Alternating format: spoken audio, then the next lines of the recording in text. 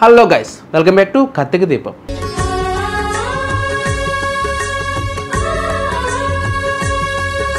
శ్రీధర్ శివనారాయణ ఇంట్లో ఏం జరుగుతుందో తెలుసుకోవాలని అనుకుంటాడు.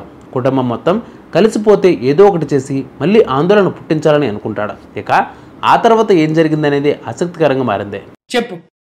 ఇక ఈరోజు ప్రసారం కాబోయే ఎపిసోడ్ 421లో జోష్న జీవితాన్ని కాపాడినందుకు దాసుకు శివనారాయణ ప్రత్యేక మర్యాదలు చేసి ధన్యవాదాలు తెలుపుతాడు.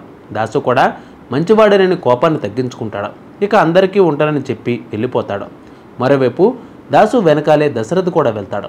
దాసుకు గతం గుర్తుకు వచ్చిందని అప్పటికే గమనించిన దశరథ అసలు జోష్న దాసును ఎందుకు చంపాలని అనుకున్నదనే విషయాన్ని ఎలాగైనా తెలుసుకోవాలని అనుకుంటుంది.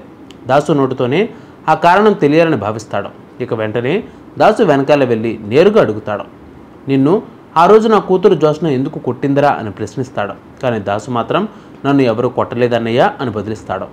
అసలు నన్ను కొట్టిన తర్వాత ఏం జరిగిందనేది పూర్తిగా మర్చిపోయానని అబద్ధం చెప్తాడు. దాసు అబద్ధం చెప్తున్నాడనే విషయం దశరథకు స్పష్టంగా అర్థమవుతుంది. దానితో గుచ్చి అడుగుతాడు, జోష్న అసలు నిన్ను ఎందుకు కొట్టింది, ఎందుకు చంపాలని ప్రయత్నించిందో గుర్తుకు చేసుకోమని పదే అడుగుతాడు. కానీ ఎప్పటికే కార్తిక్ బాబు జోష్న నీ కూతురు అనే విషయాన్ని ఎవరికీ చెప్పొద్దని అనడంతో సైలెంట్ అవుతాడు. దశరథ అన్నతో చెప్పాలని ఉన్నా కూడా కార్తిక్ బాబు వద్దని చెప్పిన మాటలు గుర్తుకు వచ్చి ఆగిపోతాడు. మరోవైపు జోష్న దాసు దశరథ మాట్లాడుకోవడాన్ని చాటును వింటూ ఉంటుంది. తన గురించి దాసు దశరథకు నిజం చెప్పి ఉంటాడా అని కంగారు పడుతూ ఉంటుంది. ఇక ఇదే సమయంలో పారిజాతం వచ్చి వారిని డిస్టర్బ్ చేస్తుంది. దాసు నువ్వింక వెళ్ళలేదేరా అని అడుగుతుంది. అవును, నీకు గతం గుర్తుకు వచ్చింది కదా, అసలు నిన్ను కొట్టింది ఎవర్రా, గుర్తుకొచ్చిందా అని ప్రశ్నిస్తుంది. దానితో దాసు నిజం చెప్పేందుకు సాహసం చేయడు.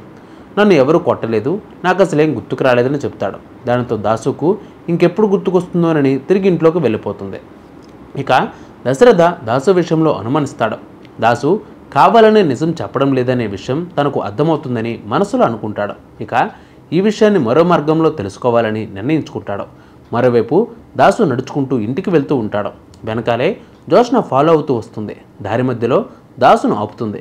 జోష్నను చూసిన దాసు గతం గుర్తుకు రానట్లుగా నటించాలని ప్రయత్నిస్తాడు. కానీ జోష్న ఓపెన్గా మాట్లాడుతుంది. ఇంకెన్నాళ్ళు ఇలా నాటకం ఆడుతావు నాన్న అని అంటుంది. జోష్న నాన్న అని పిలవడంతో ఇక దాసు కూడా ఓపెన్ అవుతాడు. ఎందుకు నువ్వు దశరథకు నిజం చెప్పాలని ప్రయత్నిస్తున్నావని జోష్న ప్రశ్నిస్తుంది. నేను ఇంకా ప్రయత్నించలేదమ్మా, ప్రయత్నిస్తే మాత్రం నన్నెవరూ అడ్డుకోలేరు అని బదిలిస్తాడు. అవును, నిన్నెవరూ అడ్డుకోలేరు, కానీ నా చావు అడ్డుకుంటుందని జోష్న హెచ్చరిస్తుంది.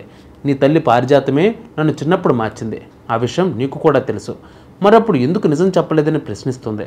అప్పుడు మా అమ్మ ప్రమాదంలో పడుతుందని చెప్పలేదని బదిలిస్తాడు. మరి ఇప్పుడు చెబితే నేను ప్రమాదంలో పడతానని జోష్న అంటుంది.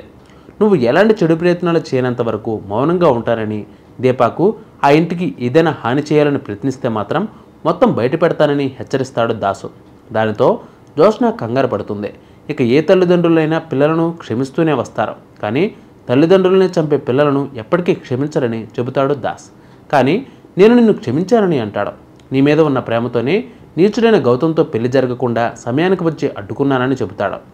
ఆ ఇంటికి వారసురాలు దీపాని అని, ఆ విషయంలో ఎలాంటి మార్పు ఉండదని చెప్పి వెళ్ళిపోతాడు. మరోవైపు శివనారాయణ జోష్న పెళ్లి చెడిపోవడం తలుచుకుంటూ బాధపడుతూ ఉంటాడు. ఇదే సమయంలో దీప ఓదార్చే ప్రయత్నం చేస్తుంది. జోష్న వచ్చి దీపాను అడ్డుకుంటుంది. ఇక ఆ తర్వాత ఏం జరిగిందనేది ఇప్పుడు ఆసక్తికరంగా మారింది. నెక్స్ట్ ఎపిసోడ్లో మళ్ళీ కలుద్దాం. అంతవరకు కీప్ వాచింగ్ 108 టీవీ కార్తీక దీపం.